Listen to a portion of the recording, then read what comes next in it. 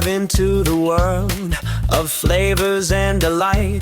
Every drop brings health and fuels our fight. Coffee, the ultimate treat. Podcast takes the lead, where each brew inspires and plants the seed.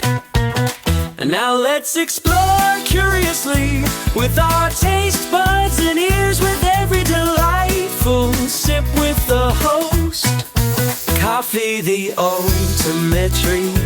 Podcast. Welcome back, everyone, to Coffee, the Ultimate Treat. It's great to have you all. We've got a wonderful guest, an amazing guest today, Dr. Anna Sitkoff. She's an ND, medical mushroom expert, naturopathic physician, educator, entrepreneur, researcher, writer, and consultant. And while she's doing all that and juggling all that, she's also got her own clinic. So let's deep dive in. And Anna, my first question is, how did you get inspired to get started with all this and your profession?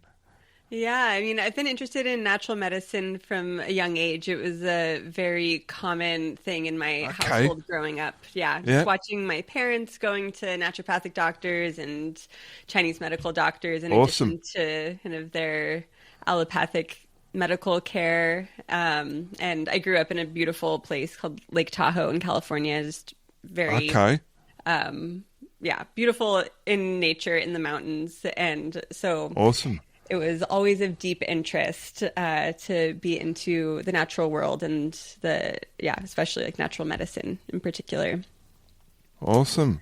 Oh, fantastic. And what got you interested in, is it from your parents that you got interested in the mushroom specializing?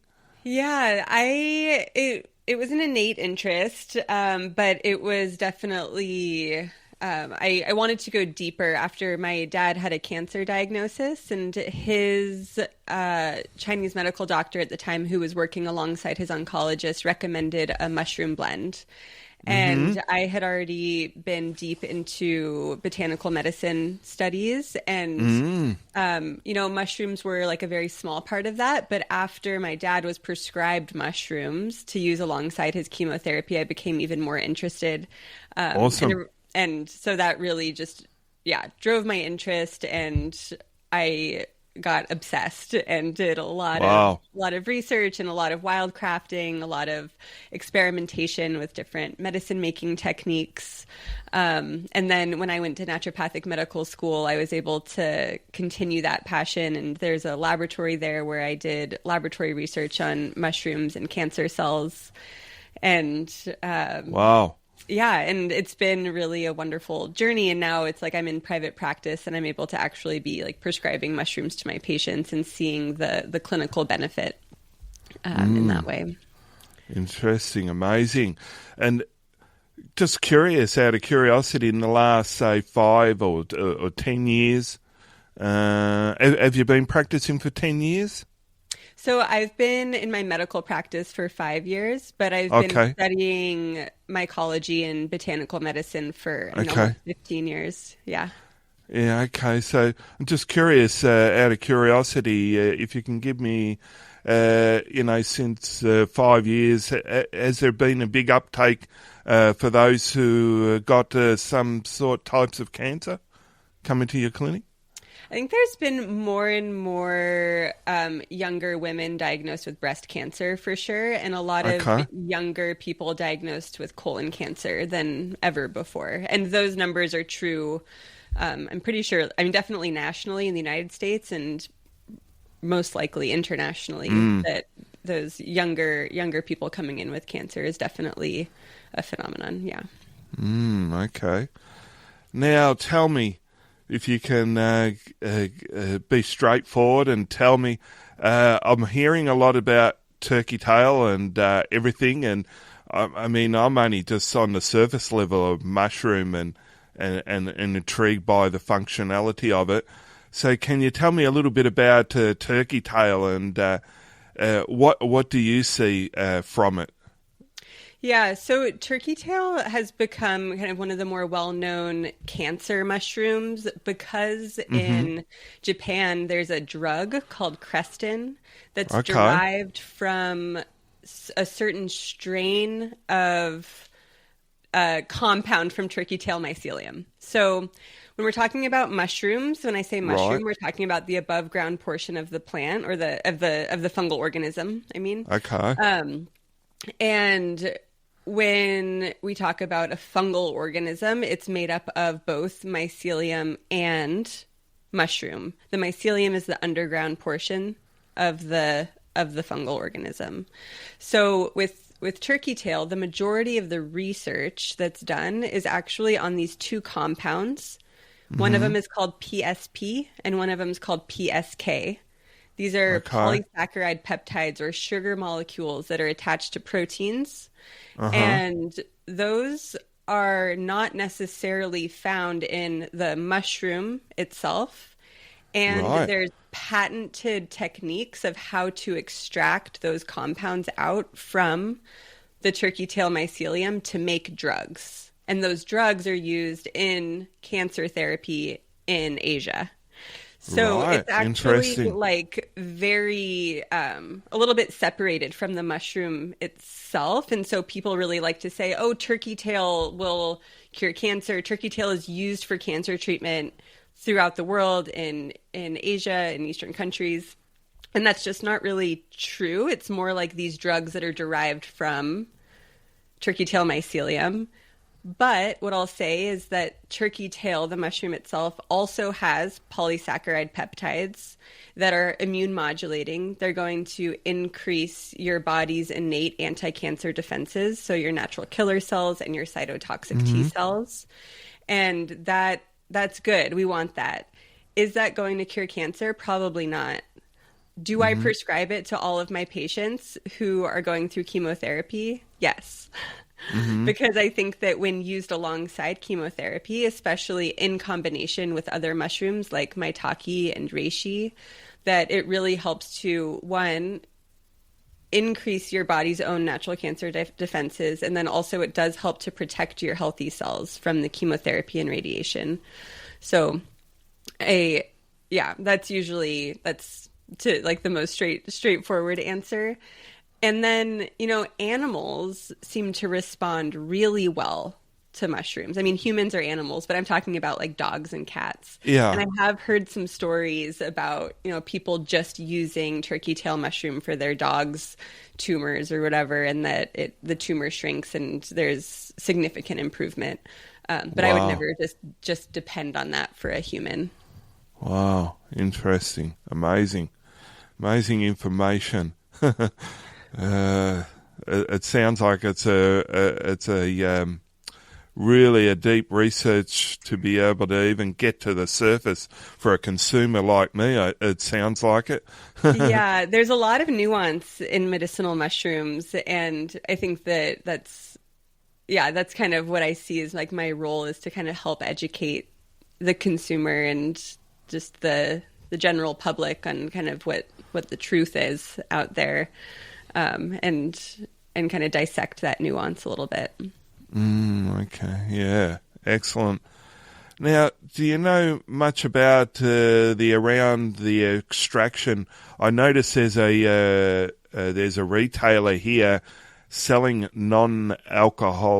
alcoholic extraction. It's got cider vinegar, I believe, in it. It's one of the only ones here in Australia I've seen. Most of them are alcoholic extraction.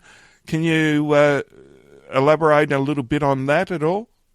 Yeah, apple cider vinegar is not going to extract any of the real beneficial compounds Right. that you want from the mushrooms. So, Okay. it's like if we think about, let's just take reishi mushroom, for example. Most Right. people know about reishi mushroom. Reishi has these polysaccharides or these sugars. Those are water soluble. And then it has triterpenes, which are fat soluble or alcohol soluble. And then, of course, there's also like these phenolic compounds, and there's some proteins and some other water soluble components. And then the only components really that would be extracted in apple cider vinegar are minerals.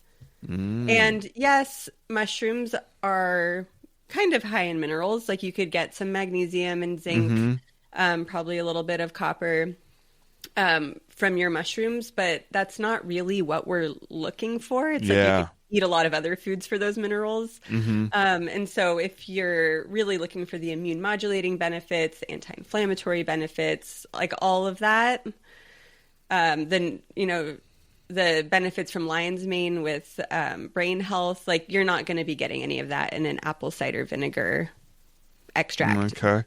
But if, you know, if people are interested in getting all of those alcohol soluble compounds without the alcohol, you can get it from fat. So they're lipophilic or, you know, fat soluble. And you can, I mean, what I've been doing lately is actually just kind of boiling my mushrooms with bone broth with like the fatty marrow bones. And all of the fat from that marrow is going to extract the alcohol soluble and fat soluble components. And then you can just like drink that broth or use that broth to cook rice or interesting. Whatever. So there's definitely ways to get all of that without alcohol. Apple cider vinegar is not a good way to do it. All right. Hopefully that's very helpful information for those not saying anything counteractive to the business out there. It's doing it in Australia, but it may be doing it correctly and marketing correctly, and that's all well and good. But yeah, it's very helpful information. Tell me about Chaga and lion's mane and how beneficial from a coffee perspective and blending that with your traditional grounded Arabic Brazilian coffee, well, any coffee for grounded coffee for that matter. How beneficial and for particularly coffee lovers and entrepreneurs who are working long hours, starting out, trying to get their business kick-started, whatever type of business it is, in any industry, how beneficial would you say those two combinations together in coffee would be for them? Yeah, well, so Chaga is kind of an interesting dual organism specimen. So I would say it depends like where the chaga is coming from. If the chaga is wild crafted, then it's going to have all of those medicinal components of the birch tree as well, which is kind of what's desirable and what we would want. Chaga is also, just to be clear, not an actual mushroom. So chaga is the part of the chaga that you see on the tree is actually a sterile canker. It's called a sclerotium. Right. And it's about 15% mycelial biomass, plus the rest of it is like decaying birch tree matter. So it's like chaga, as we know it, is actually this like dual organism of birch tree and Inonotus obliquus is the Latin name for chaga, of that mycelium. And chaga is really high in antioxidants, so it's really high in phenolic compounds. And there was actually this study that I was reading recently where they were actually looking at chaga coffee, and then there was also some cordyceps and felinus in there as well, but they were looking at how the phenolic compound levels changed with the mushrooms and then without the mushrooms. And I mean, coffee on its own is such a strong antioxidant. It's like the most abundant antioxidant that people consume worldwide. And so when you add the mushrooms, the phenolic compounds, it definitely increases. But what's interesting is that the antioxidant activity in this study, at least, didn't increase. Okay, so interesting. That's just kind of an interesting thing.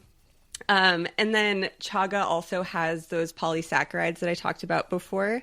Yeah. So those polysaccharides are going to help to keep your immune system strong and, increase your antiviral defenses and anti-tumor defenses. So, for all those entrepreneurs out there building their businesses, it's like very stressful. It's like a big, there's always a lot of opportunity for burnout. And so your immune system ends up being suppressed if you're under a lot of stress. And so mushrooms can, come in there and be really helpful for people. And so having chaga in your coffee could potentially add some immune supportive benefits.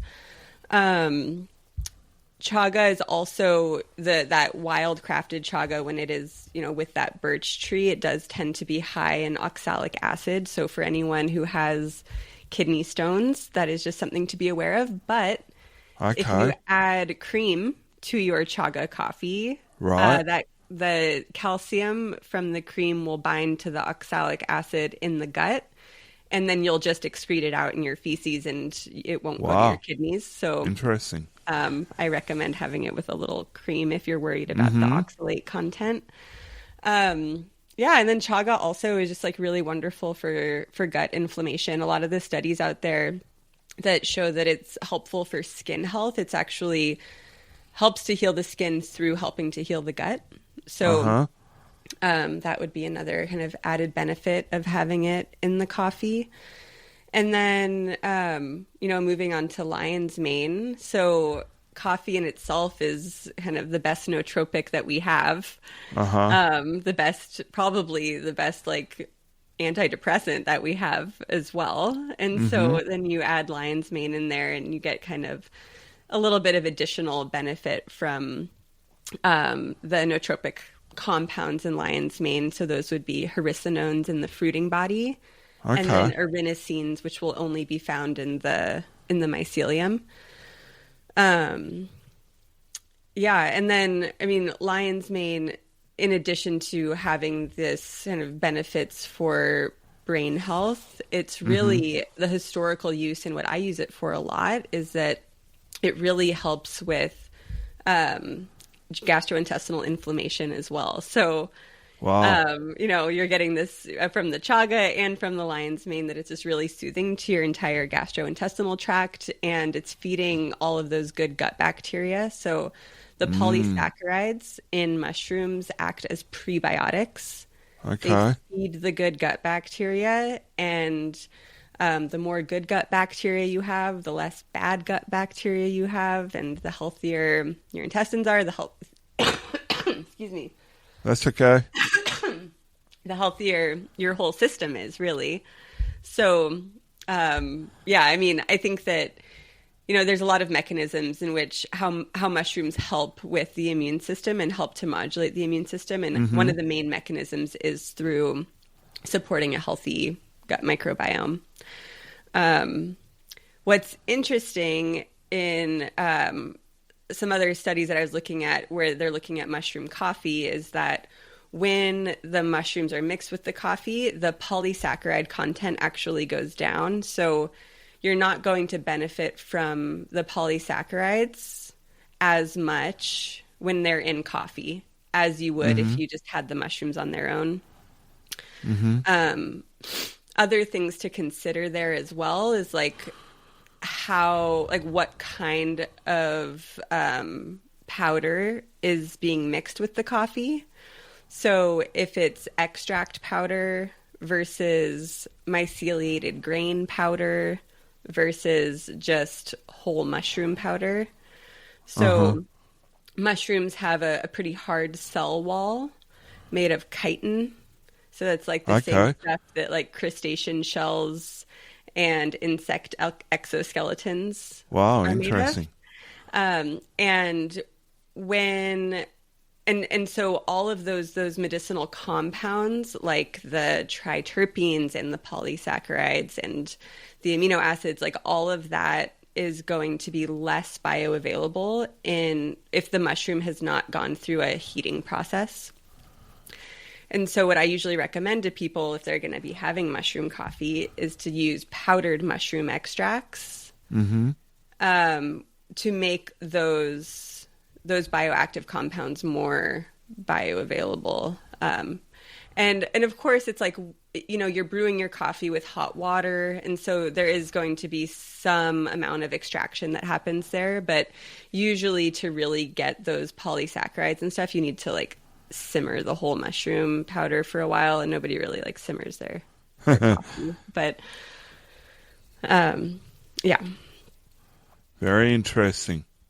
So that should entertain our coffee lovers and entrepreneurs and help give them some sort of peace of mind that they're actually putting some incredible value into their gut and their flora system, correct?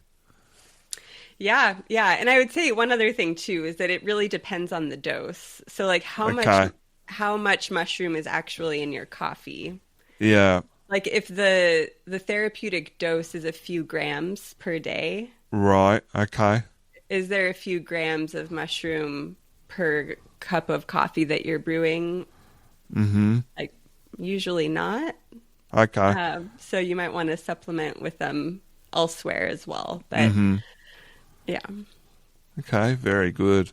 Very helpful. Okay. So for you, from your perspective and experiences, which mushrooms pairs best with coffee for better immunity or focus? I mean, when we're thinking about focus, I would say definitely reishi and lion's mane. Right, okay. Yeah. And then I think flavor-wise, I think that chaga tastes best with coffee. Okay. But yeah, and then actually I would add cordyceps in there as well. So all right. Some cordyceps and lion's mane and reishi for focus, probably. Okay. Yeah. And cordyceps, is that because of the taste or because of the effect? Because of the effect. Okay. Yeah. Okay. So cordyceps it can be pretty stimulating.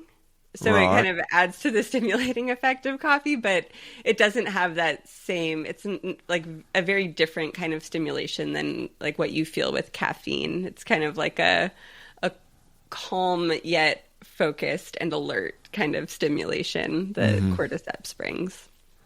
And what's quite common, type of word we use here in Australia with coffee, you get the jitters. Some people get the jitters if they come off it. Would you get that type of effect doing, supplementing it how we've been talking about?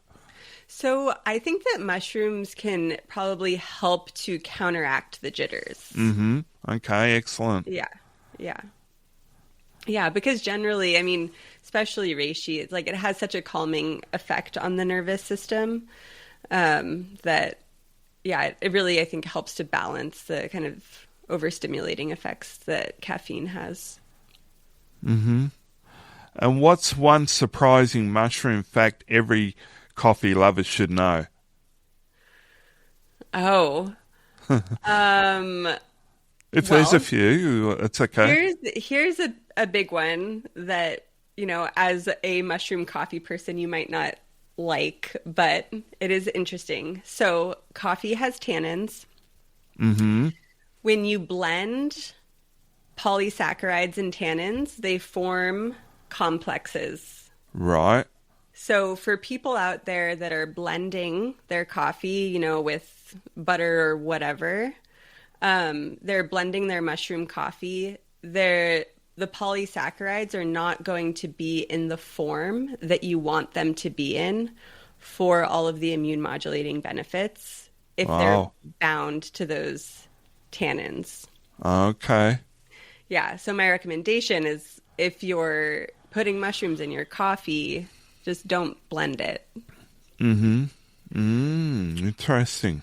Yeah, it'll change the chemical composition. That's my cool fact. Okay. And if you don't mind me asking, how did your father's cancer journey shape your mission with mushrooms? Yeah, it shaped it so significantly. I w- the research that I told you about that I did in naturopathic medical school Uh-huh. was on the cells that was the same kind of cancer that my dad had, which is Right. lymphocytic leukemia. And so, I mean, I probably would never have done that research in particular with those cancer cells. And I think that when there's like an emotional component that is where your passion is derived from, it just creates this like stronger desire to learn. And Uh-huh.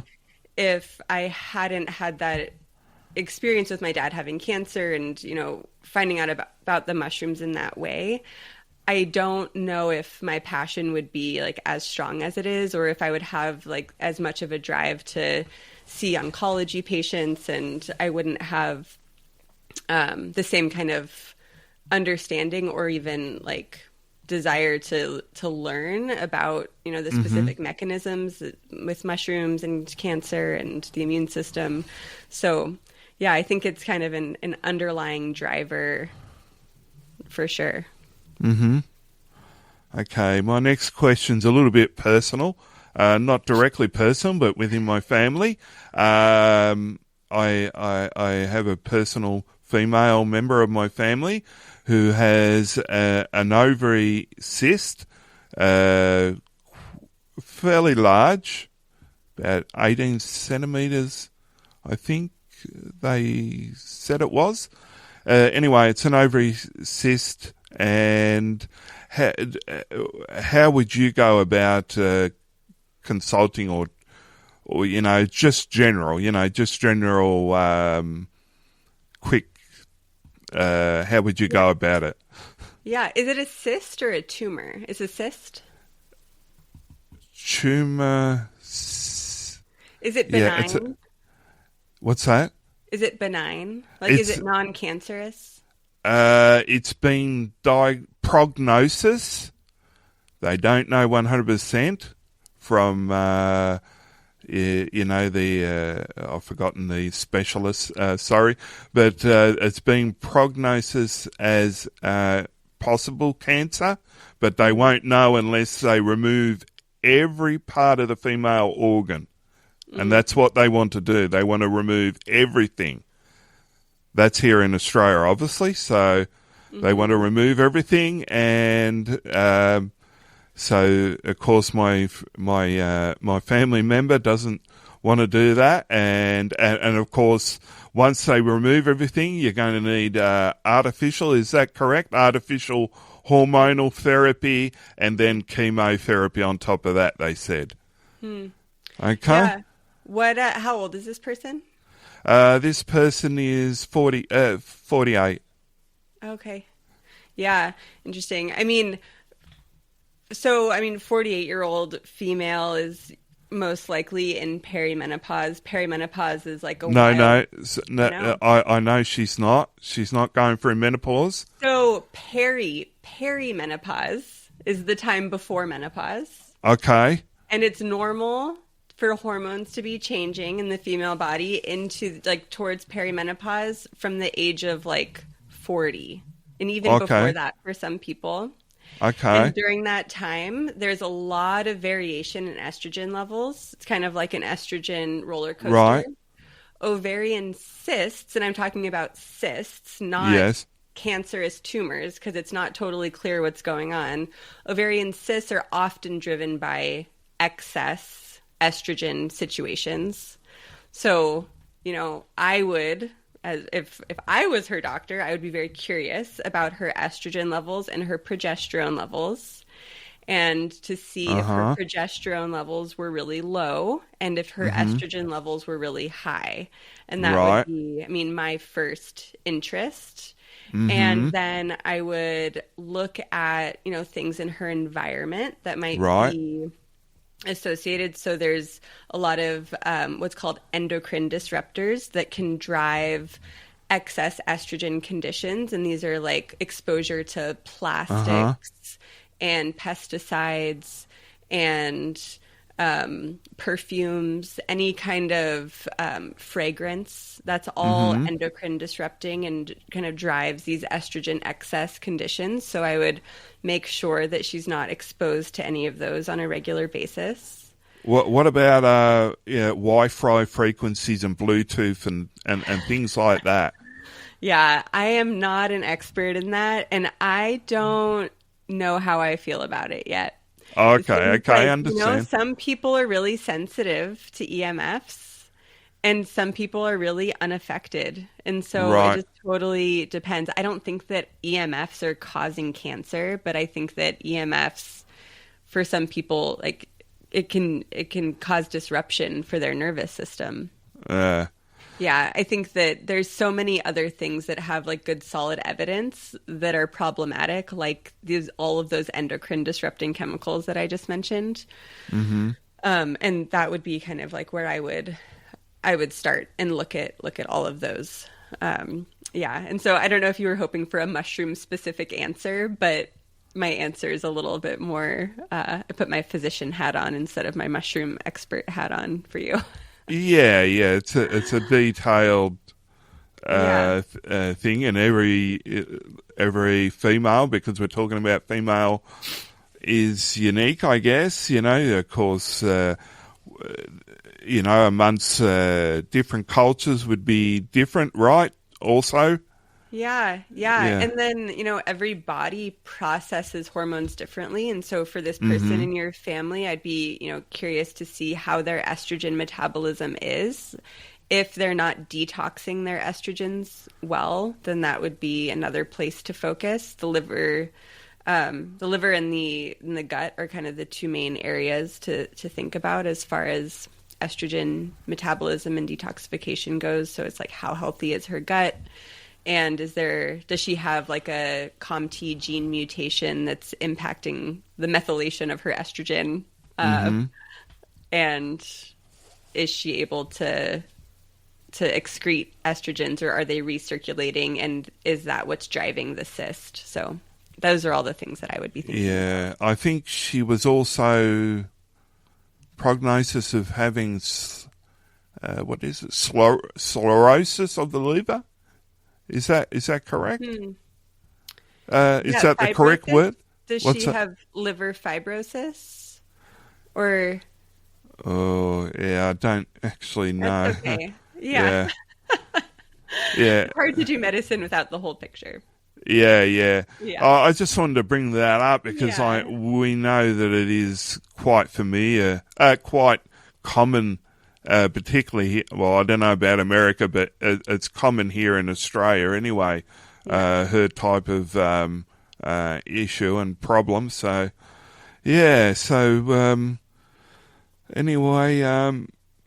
you got any closing thoughts, and also how can people get connected with you? And we'd definitely love to have you back here sometime in the future and talk more about this. This is quite a fascinating, interesting topic, and you sound like you got amazing knowledge there and insights and experiences there, Anna.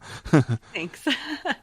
Yeah, this is all stuff that I'm thinking about all the time. So it feels good to talk about it, and I have a lot to say about it. I think that the main thing, just as a closing remark, is just for people to kind of think about why they're putting mushrooms in their coffee. Yep. And if you are using mushrooms alongside like chemotherapy and you're trying to, help to treat your cancer, or you have a viral infection and you're hoping to kind of help to support your immune system in fighting that, you're probably going to want to get mushrooms elsewhere in addition. Okay. The mushrooms in your coffee are not going to be enough to move the needle with those like deeper immune issues. If you're looking for just, support with focus and maybe some changes in the flavor profile or something, then that's great. But maybe get that extra dose later in the day elsewhere as well. Okay. Yeah. All right. And then, yeah, people can find me so on my website, drannasitkoff.com, and I write a lot about mushrooms. I have a blog there where people can kind of really Awesome. deep dive. And then I'm on social media. My Instagram is at Dr. Anna Sitkoff. And then for anyone in the United States, I have a medicinal mushroom supplement company called Lucidum Medicinals. And Awesome. you can find that at lucidummedicinals.com. And what about international? Can they get your products? No, we're not shipping international. Yeah, yet. okay. Yeah, Not yet, anyway. not yet. Yeah. Yeah, and I know there's a lot of hoops and that too, So many hoops. Yeah, Yeah, it would but- really have to be worth it. particularly here in Australia. I know a lot about our regulators. They don't even like deer antlers. A few years ago, they didn't even want deer antlers products to be over here. And a friend of mine who's an entrepreneur eventually got it in here, but he had to go through quite a few hoops to get around it, so it's not black market, basically. Yeah. It's all interesting, but anyway, we'll get there, and hopefully the world will get better at grasping wellness products, I hope. I hope so too. Thanks again for tuning in to Coffee the Ultimate Treat podcast, and we also thanks again to Anna Sitkoff, Dr. Anna Sitkoff, for being a wonderful guest. We look forward to having you on the podcast next week, so make sure if you haven't already subscribed, go ahead and subscribe, and make sure that you leave your comments wherever you are getting your podcast from, and we look forward to you tuning in next week and being with us here at the Ultimate Treat family. Thanks for tuning in, it's really sweet. Your ears too were quite the treat. Sipping knowledge in every beat. We hope you found it hard to retreat.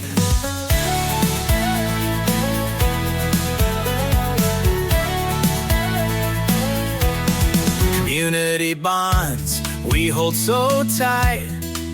In the dark roast or morning light. Gathering stories brave and bold.